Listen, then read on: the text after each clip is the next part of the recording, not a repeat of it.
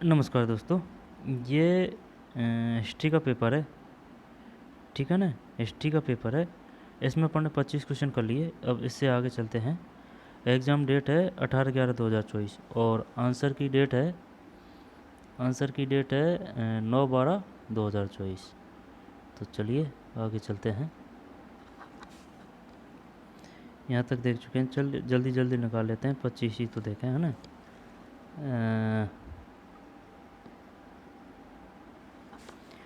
निम्न में से किसको गणतंत्र की संज्ञा नहीं दी जा सकती? जब ये एक में ये अवंती है, ये याद करने का सिस्टम है कि भाई अवंती स्त्रीलिंगवाचक शब्द है, तो ये गणतंत्र नहीं है, ठीक है ना। यानी कि रिपब्लिक नहीं है। तो बज्जी है, मल है, सैक है, ये नहीं है।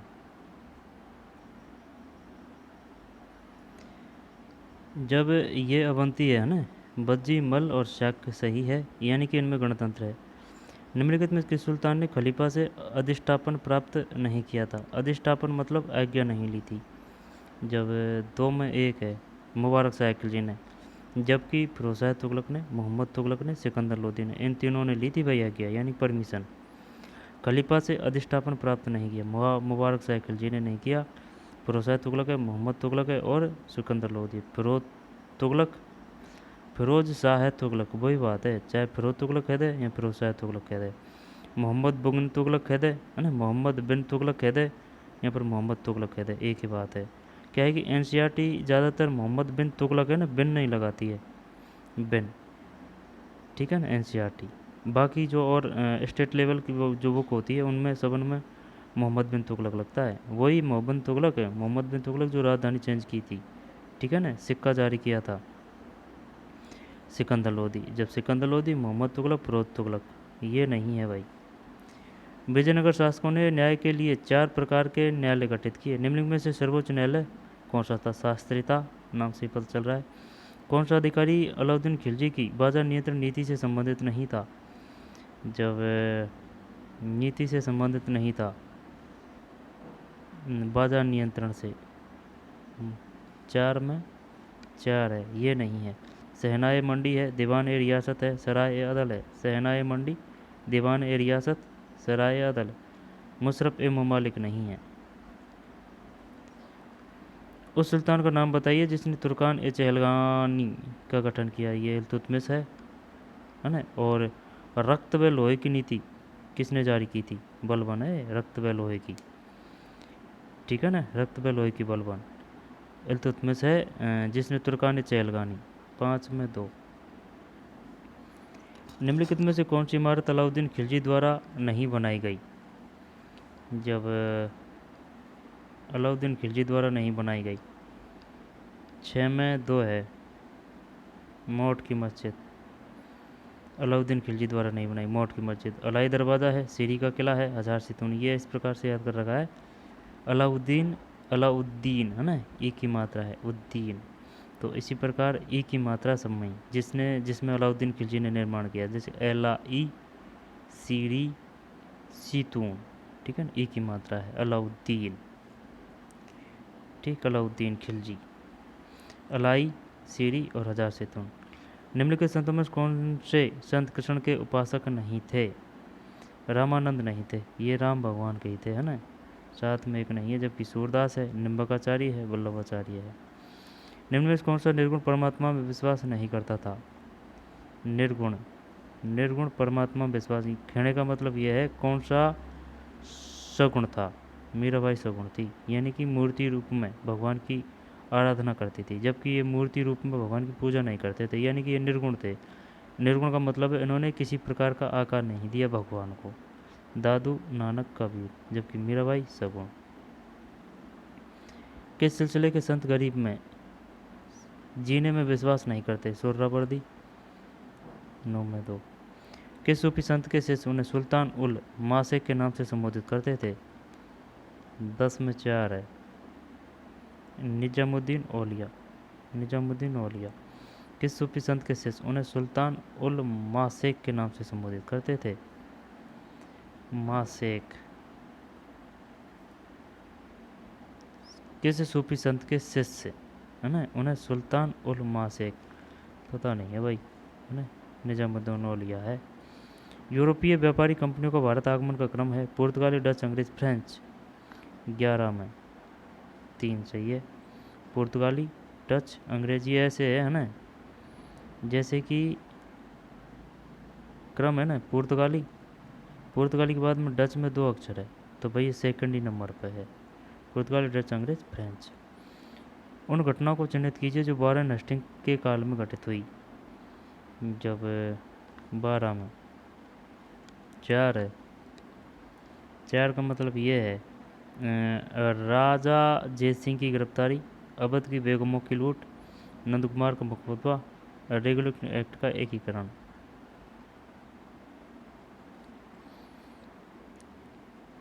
1 2 3 4। राजा जय सिंह की गिरफ्तारी, अवध की बेगमों की लूट, नंद कुमार का मुकदमा और रेगुलेटिंग एक्ट का अंगीकरण। राजा जय सिंह की गिरफ्तारी, अवध की बेगमों की लूट, नंद कुमार का मुकदमा, रेगुलेटिंग एक्ट का अंगीकरण। किस संधि के माध्यम से फ्रांसीसियों के द्वारा मद्रास अंग्रेजों को पुनः दिया गया? किस संधि के माध्यम से फ्रांसीसियों के द्वारा मद्रास, ये तो वो है एक्सला चैपल की संधि, ये याद होनी चाहिए सब कि ये बताइए सालबाई की संधि कब हुई? 1782। मंगलौर की 1794, पांडिचेरी की 1754, एक्सला चैपल 1749। निम्नलिखित में कौन सा स्थान ब्रिटिश ईस्ट इंडिया कंपनी ने चार्ल्स द्वितीय से किराए पर प्राप्त किया था? जब किराए पर प्राप्त किया था 14 में बम्बई है। स्थान कौन सा स्थान ब्रिटिश ईस्ट इंडिया कंपनी ने चार्ल्स द्वितीय से प्राप्त किया था? यह बताइए जो ईस्ट इंडिया कंपनी थी उनको जो बम्बई मिला था वह किससे मिला था? चार्ल्स प्रथम, चार्ल्स द्वितीय है ना। 14 में ठीक है ना। इस प्रकार से भी क्वेश्चन आ सकता है। चार्ल्स द्वितीय। निम्नलिखित में किस स्थान पर हैदर अली ने अंग्रेजों को परास्त किया? ये है 15 में 1। अरनी सितंबर 1780, मैसूर जून 1781, सोलिंगसर सितंबर 1781, कालीकट सितंबर 1783। ये किसी न किसी युद्ध से संबंधित है। आगल मैसूर युद्ध, ठीक है ना। 4 आगल मैसूर युद्ध हुए थे। प्रथम 2 में तो हैदर अली और लास्ट 2 में टीपू। अरनी सितंबर 1780। मीर कासिम ने अपनी राजधानी मुर्शिदाबाद से कहाँ स्थानांतरित की थी? मुंगेर है ना, मुंगेर। मीर में मैं है, कासिम में मैं है, मुर्शिदाबाद में मैं है और ये मुंगेर 16 में। निम्नलिखित में से किन के मध्य बेसिन की संधि हुई? निम्नलिखित किन के मध्य बेसिन की संधि हुई? 17 में 3, अंग्रेज और पेशवा। निम्नलिखित में किन के मध्य बेसिन की संधि हुई?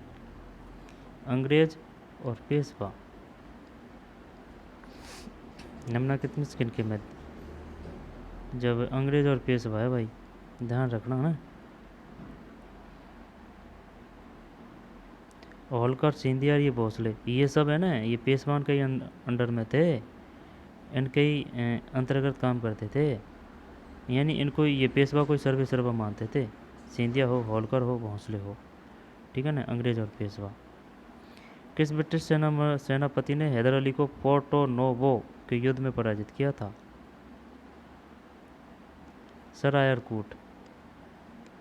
किस ब्रिटिश सेनापति ने हैदर अली को पोर्टो नोवो के युद्ध में पराजित किया था?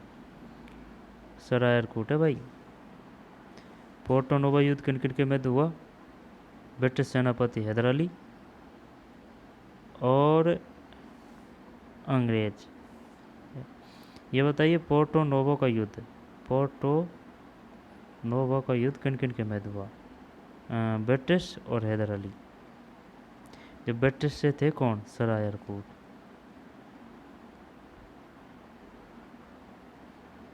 सत्रह सौ 60 में मीर कासिम ने निम्नलिखित में से कौन सा स्थान ईस्ट इंडिया कंपनी को नहीं सौंपा था? मीर कासिम ने ये मुंगेर नहीं सौंपा था ना भाई, ये तो उसने राजधानी बनाई थी। अब राजधानी बनाएगा उस स्थल को वह क्यों सौंपेगा? 19 में। सही है, जबकि वर्धमान है, मिदनापुर है, चटगांव है।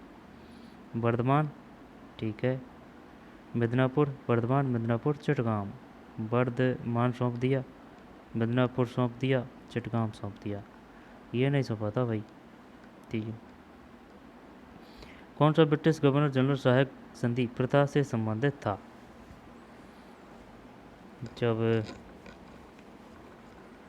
कौन था ये? कौन सा ब्रिटिश गवर्नर जनरल सहायक संधि प्रथा से संबंधित था? लॉर्ड वेलेस्ली, सही है। रैतवाड़ी भूमि बंदोबस्त का प्रवर्तक कौन था? 21 में 4, थॉमस मुनरो। रैतवाड़ी भूमि बंदोबस्त का प्रवर्तक कौन था? रैतवाड़ी रैतवाड़ी रैतवाड़ी भूमि बंदोबस्त का प्रवर्तक कौन था? 21 में 4 है। एक तो रैतवाड़ी होया है ना, महालवाड़ी होया, स्थायी बंदोबस्त होया, ये सब पता होना चाहिए।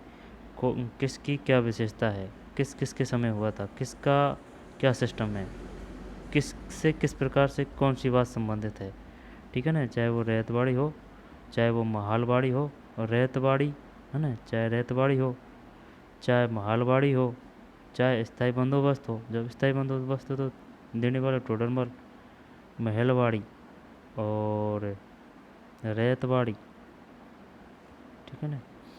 व्यक्तिगत सिद्धांत क्या है इसमें? 21 में 4 है, थॉमस मुनरो। रैतवाड़ी भूमि बंदोबस्त का प्रवर्तक कौन था? Thomas Munro. और स्थायी का टोडरमल, स्थायी का टोडरमल, स्थायी बंदोबस्त का टोडरमल, और रैतवाड़ी भूमि बंदोबस्त का थॉमस मुनरो। अब रही कौन सी? एक तो महलवाड़ी रही, ये किसने दिया था इसको? व्यक्तिगत सिद्धांत के तहत विलय की गई निम्नलिखित देशी रियासतों में से किसका विलय वर्ष त्रुटिपूर्ण है? 22 में 1 है, ये त्रुटिपूर्ण है। संबलपुर 1849, बघात 1850, झांसी 1853। झांसी 1853 है ना, झांसी 1853, बघात 1850, संबलपुर 1849।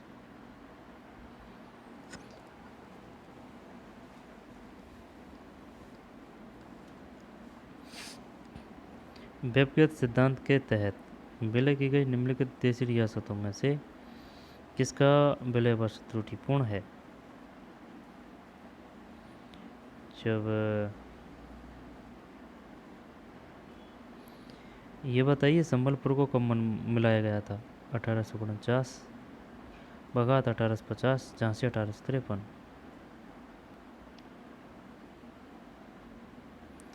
व्यक्तिगत सिद्धांत जब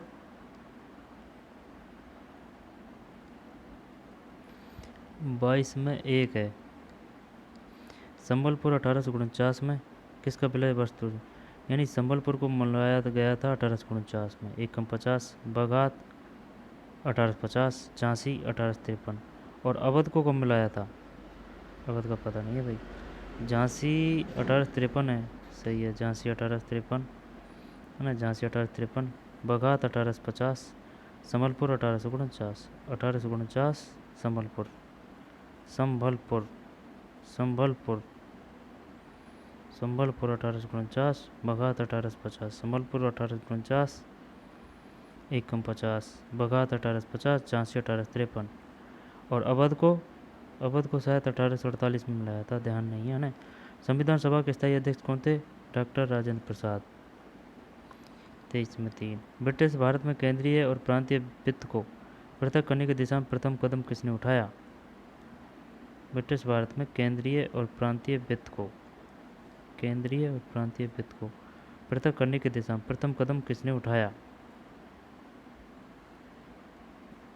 ये शायद है ना, लिटन है, लॉर्ड में हो चॉइस में लॉर्ड में हो। देखें, 1909 का अधिनियम किस नाम से जाना जाता है? और 1919 का अधिनियम, 1935 का अधिनियम, 1935 का भारत शासन अधिनियम, 1909 का मालेमेंटो। 1919 का चेम्सफोर्ड, मोंटेगू चेम्सफोर्ड। जो इसके बाद में 25। निम्नलिखित में से कौन 1946 के कैबिनेट मिशन का सदस्य नहीं था? ये नहीं था, ये तो साइमन गोबैक वो था ना, 1928, ठीक है ना।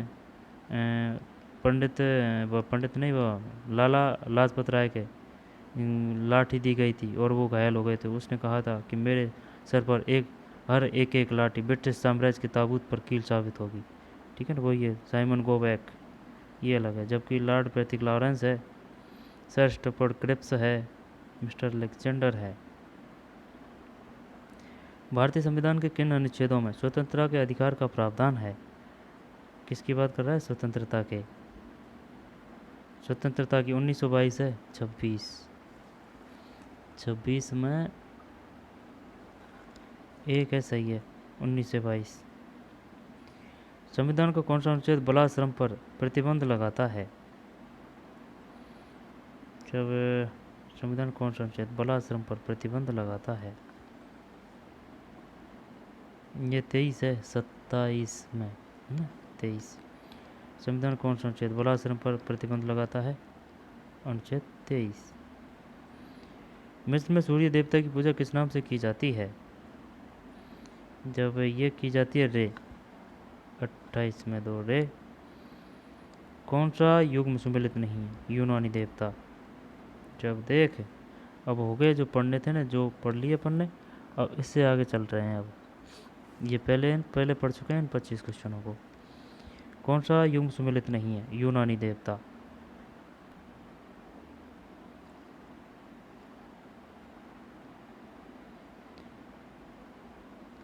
कौन सा युग सम्मिलित नहीं है? 29 में 4 है, अपोलो नहीं है। जीएस आकाश का देवता, ओसीदन समुद्र का देवता, एथेना विजय की देवी। जीएस आकाश का देवता, सही है, आकाश का देवता जीएस है ना, आकाश का देवता। ओसीदन समुद्र का देवता, एथेना विजय की देवी।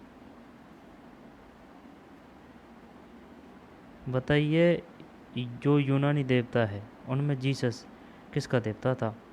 आकाश का देवता, जीसस आकाश का। ओसीदन समुद्र का। ऐसे याद करना इसको, देख, ओसीदन, यहाँ पर सी यानी समुद्र है ना, सी यानी समुद्र। ओसीदन याद करने का सिस्टम है ना, किसी प्रकार से याद करें, बस याद होना चाहिए और लंबा टिकना चाहिए। ओ सी यानी समुद्र है, तो समुद्र का देवता। एथेना विजय की देवी। अपोलो ये नहीं है। जब जीसस आकाश का देवता और ओसीदन समुद्र का देवता, एथेना विजय की देवी। चल इसको लेते हैं।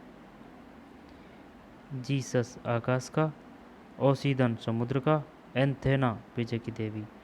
उस वास्तुकार का नाम बताइए जिसने राजा जोसर के आदेश पर अपना पिरामिड बनाया था। कौन सा था वो?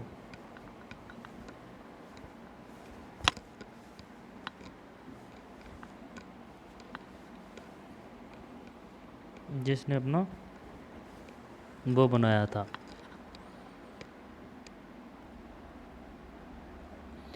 उस वास्तुकार का नाम बताइए जिसने राजा जोसर के आदेश पर अपना पहला पिरामिड बनाया था। पढ़ना नहीं जानते भाई, 30 में एक है, इम्होटेप। उस वास्तुकार का नाम बताइए जिसने राजा जोसर के आदेश पर अपना पहला पिरामिड बनाया था। पिरामिड कहाँ मिलते हैं? ये मिस्र में मिलते हैं पिरामिड।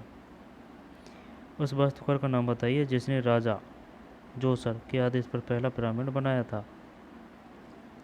30 में इम्होटेप है ना, इम्होटेप पहला पिरामिड बनाया था, इम्होटेप। निम्नलिखित यूनानी विचारकों को काल के अनुसार व्यवस्थित करें। जब ये देख ले भाई दोबारा, उस वास्तुकार का नाम बताइए जिसने राजा जोसर के आदेश पर पहला पिरामिड बनाया। इमोटिव। निम्नलिखित यूनानी विचारकों को काल क्रमानुसार व्यवस्थित करें। चल 31 में एक है, यानी कि सुकरात, प्लेटो, एरिस्टोटल, आर्किमिडीज। क्रम से ये तो निम्नलिखित यूनानी विचारकों को कालानुक्रमिक व्यवस्थित करें, यानी काल के अनुसार, समय के अनुसार व्यवस्थित करें। सबसे पहले सुकरात है। सुकरात और प्लेटो में कंफ्यूज होंगे अपन, है ना। और वो यही पूछेगा, भाई बताइए निम्नलिखित को क्रमबद्ध। जब सबसे पहले सुकरात के बाद में प्लेटो है, सुकरात के बाद में प्लेटो के बाद में एरिस्टोटल, बाद में आर्किमिडीज। सुकरात सही है, फिर प्लेटो, एरिस्टोटल, आर्किमिडीज। 31 में एक है, ठीक है। फिर उस भिक्षु का नाम बताइए जिसने इंग्लैंड में ईसाई धर्म का संस्थापक माना जाता है। उस भिक्षु का नाम बताइए जिसे इंग्लैंड में ईसाई धर्म का संस्थापक। यार सेंट पीटर या फिर सेंट ऑगस्ट। 32 में एक है, सेंट ऑगस्टीन। उस भिक्षु का नाम बताइए जिसने इंग्लैंड में ईसाई धर्म का संस्थापक माना जाता है। सेंट ऑगस्टीन, ठीक है। फिर उस चीनी दार्शनिक का नाम बताइए जिसने व्यक्तिगत आचरण और राजनीतिक क्रिया के आधार के रूप में सार्वभौमिक प्रेम का प्रचार किया। उस चीनी दार्शनिक का नाम बताइए, ठीक है, जिसने व्यक्तिगत आचरण और राजनीतिक क्रिया के आधार के रूप में सार्वभौमिक प्रेम का प्रसार किया। ये कौन सा है? 38 में दो है, मोसू, ठीक है ना। सार्वभौमिक प्रेम का प्रचार किया, मोसू। 33 में दो है, मोसू। निम्न में से कौन सा भूक्षेत्र प्यूनिक युद्धों का मूल कारण था? निम्न में से कौन सा भूक्षेत्र प्यूनिक युद्धों का मूल कारण था? 34 में एक है, सिसिली। देख, उस चीनी दार्शनिक का नाम बताइए जिसने व्यक्तिगत आचरण और राजनीतिक क्रिया के आधार के रूप में सार्वभौमिक प्रेम का प्रसार किया। दोबारा से देखते हैं। उस चीनी दार्शनिक का नाम बताइए जिसने व्यक्तिगत आचरण और राजनीतिक क्रिया के आधार के रूप में सार्वभौमिक प्रेम का प्रसार किया। 33 में दो है, मोसू। निम्नलिखित में से कौन सा भूक्षेत्र प्यूनिक युद्धों का मूल कारण था? Punic, Sardinia, Macedonia, Sicily. 34 में एक सही है, सिसिली।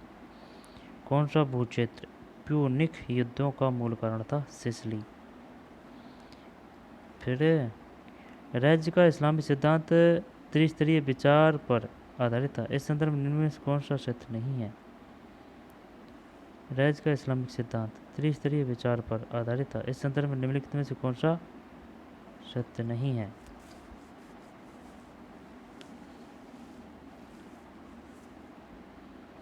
35 में चार है, दार उल हर्ब। मतलब राज्य का इस्लामी सिद्धांत त्रिस्तरीय विचार पर आधारित था। त्रिस्तरीय। इस संदर्भ में निम्नलिखित में से कौन सा सत्य नहीं है? जब सत्य नहीं है, ये सत्य नहीं है। दार उल हर्ब किसको कहते हैं? एक शास्त्र, एक राष्ट्र, एक संप्रभु। राज्य का इस्लामी सिद्धांत त्रिस्तरीय विचार पर आधारित था। किस पर आधारित था? त्रिस्तरीय विचार पर। इस संदर्भ में निम्नलिखित में से कौन सा सत्य नहीं है? जब ये नहीं है, दार उल हर्ब, जबकि एक शास्त्र है, एक राष्ट्र है, एक संप्रभु है। एक शास्त्र, एक राष्ट्र, एक संप्रभु।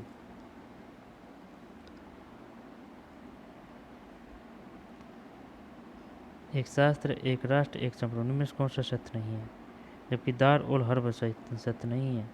तो इसका मतलब और सत्य है, एक राष्ट्र, एक शास्त्र, एक संप्रभु। हर्यक वंशी शासक उदयनी के बारे में निम्नलिखित में से निम्नलिखित कथनों पर विचार कीजिए। हर्यक वंशी शासक उदयन के बारे में निम्नलिखित कथनों पर विचार कीजिए।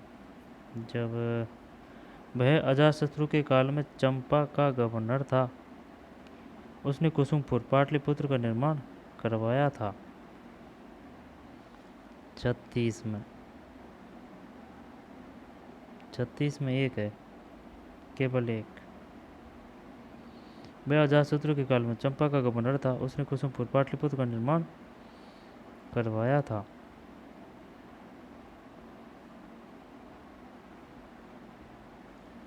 हर्यक वंशी शासक उदयन के बारे में निम्नलिखित कथनों पर विचार कीजिए। 36 में 4 ABC।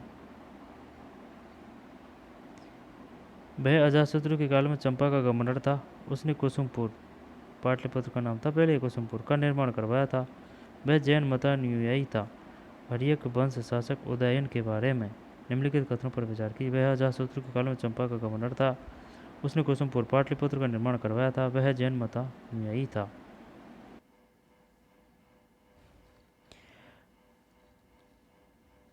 हर्यक वंशी शासक उदयन के बारे में निम्नलिखित कथनों पर विचार कीजिए।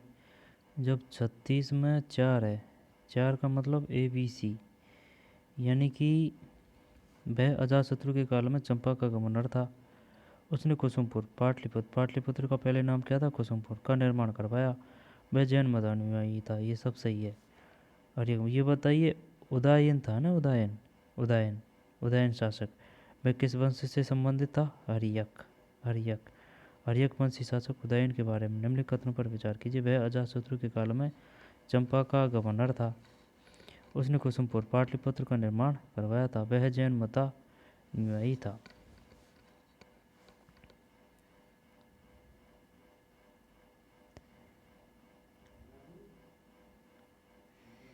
ठीक, जैन मतानुयायी था।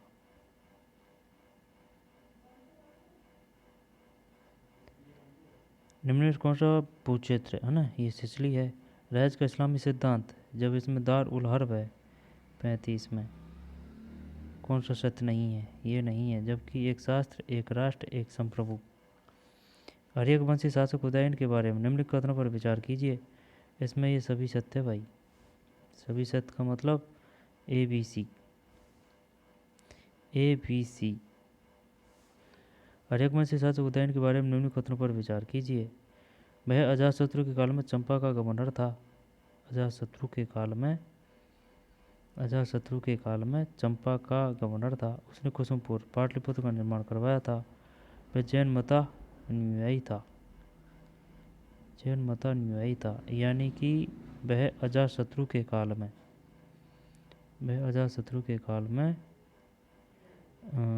चंपा का गवर्नर था। किसका? चंपा का। उसने कुसुमपुर पाटलिपुत्र का निर्माण करवाया। वह जैन मतानुयायी था।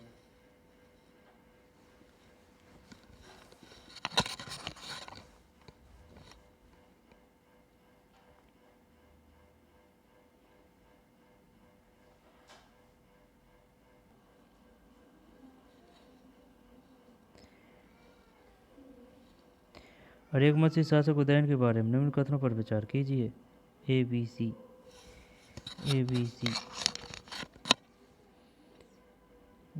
वह अजातशत्रु काल में चंपा का गवर्नर था, उसने कुसुमपुर पाटलिपुत्र का निर्माण करवाया। वह जैन मतानुयायी था।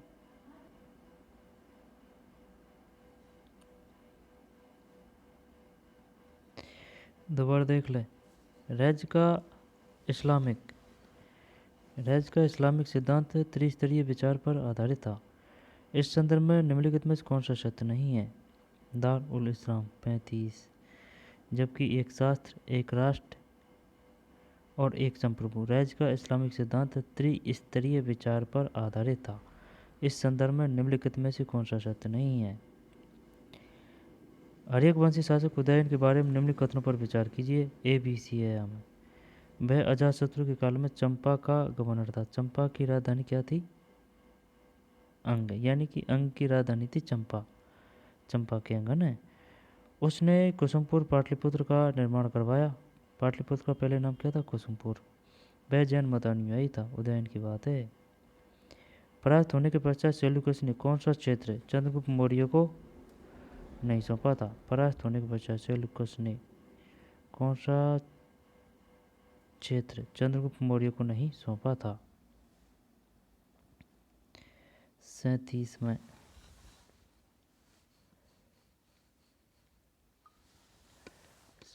3 है।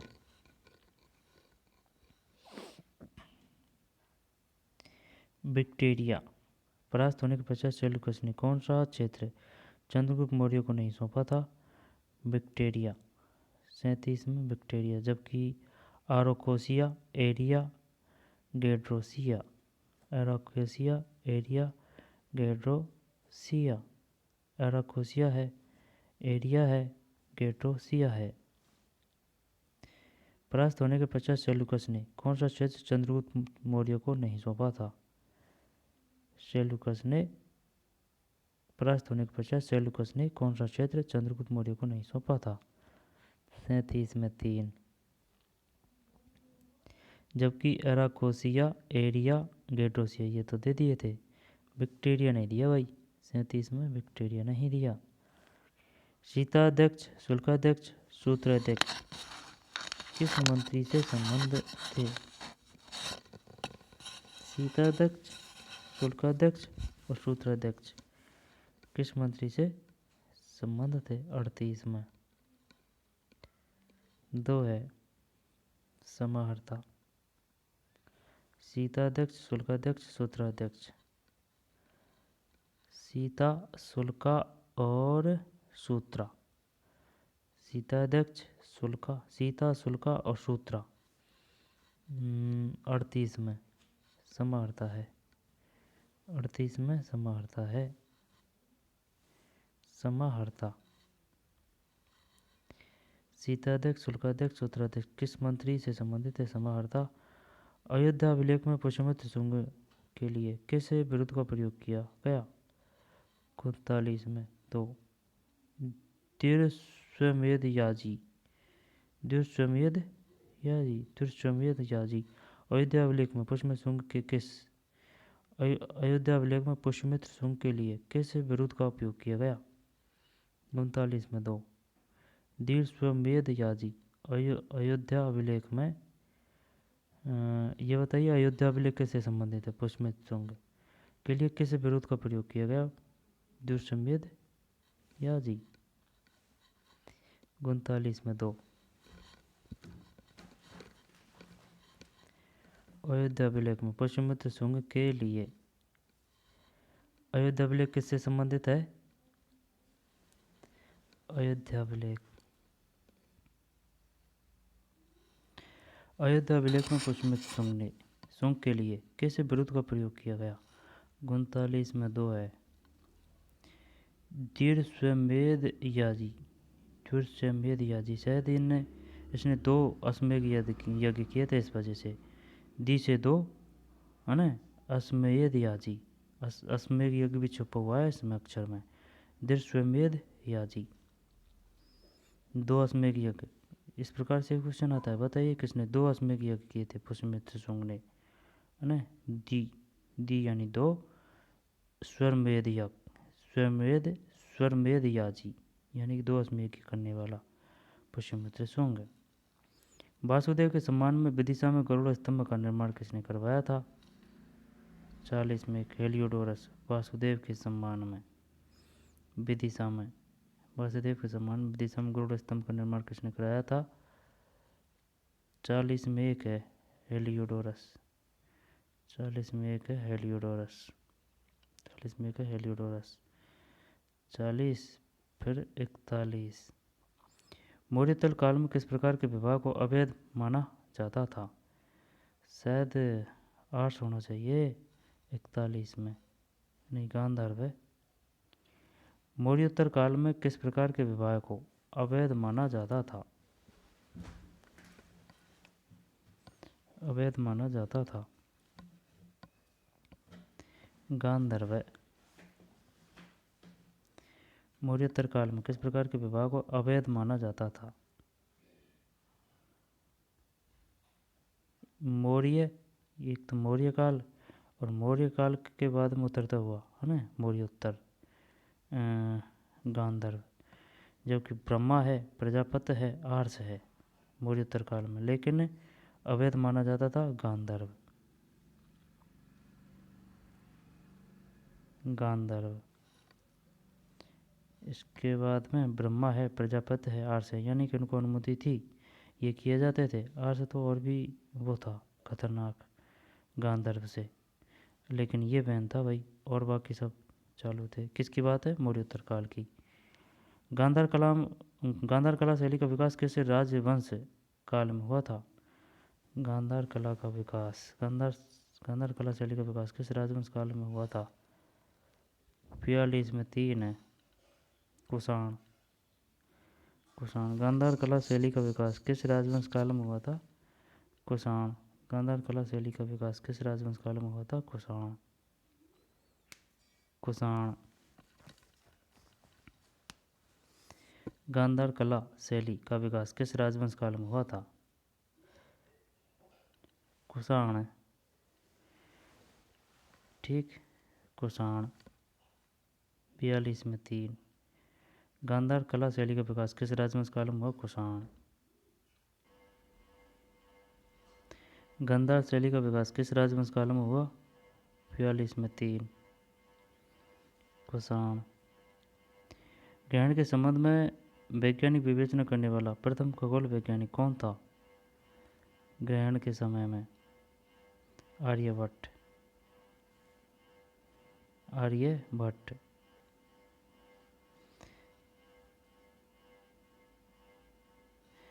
देख यहाँ से ले ले। हर्यवंशी शासक उदयन के बारे में निम्नलिखित कथनों पर विचार कीजिए। तीनों सही है। वह अजातशत्रु के काल में चंपा का गवर्नर था। उसने कुसुमपुर यानी कि पहले पाटलिपुत्र का नाम क्या था? कुसुमपुर का निर्माण करवाया। वह जैन मतानुयायी था। फिर परास्त होने के पश्चात सेल्यूकस ने कौन सा क्षेत्र चंद्रगुप्त मौर्य को नहीं सौंपा? विक्टेरिया, जबकि एराकोसिया, एरिया, गेड्रोसिया। किसकी बात है? सेल्यूकस की। शीताध्यक्ष, शुल्काध्यक्ष, सूत्राध्यक्ष किस मंत्री से संबंधित थे? 38 में समाहर्ता। 38 में समाहर्ता। शीताध्यक्ष, शुल्काध्यक्ष और सूत्राध्यक्ष किस मंत्री से संबंधित थे?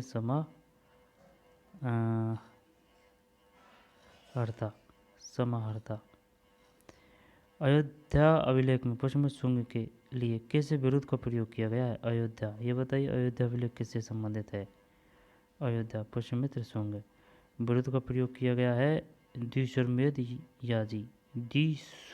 याजी यानी कि 2 अश्वमेध करने वाला। फिर 40 वासुदेव के सम्मान में विदिशा गरुड़ स्तंभ का निर्माण किसने करवाया? 1 हेलियोडोरस। वासुदेव के सम्मान में विदिशा में गरुड़ स्तंभ का निर्माण किसने करवाया? 40 में हेलियोडोरस। वासुदेव के सम्मान में विदिशा में गरुड़ स्तंभ का निर्माण किसने करवाया? हेलियोडोरस।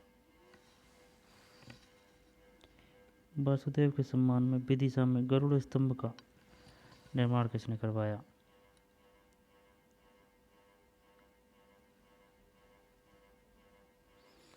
ये बता गरुड़ स्तंभ कहाँ है? विदिशा में। गरुड़ स्तंभ कहाँ है? विदिशा में। वासुदेव के सम्मान में विदिशा में गरुड़ स्तंभ का निर्माण किसने कराया? हेलियोडोरस। मौर्योत्तर काल में जिस विवाह को अवैध माना जाता था, बात है मौर्योत्तर की, ठीक है ना, मौर्य काल की बात नहीं है, मौर्योत्तर की है।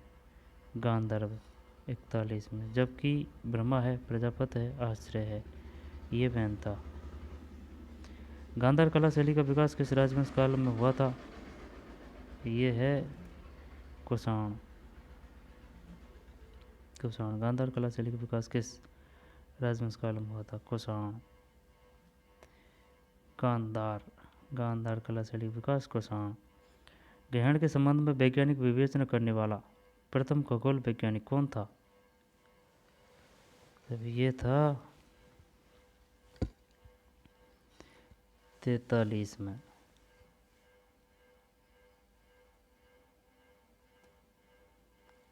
43 में एक है आर्यभट्ट। ग्रहण के संबंध में वैज्ञानिक विवेचना करने वाला प्रथम खगोल वैज्ञानिक कौन था? आर्यभट्ट। आर्यभट्ट। ग्रहण के संबंध में वैज्ञानिक विवेचना करने वाला प्रथम खगोल वैज्ञानिक कौन था? आर्यभट्ट। 43।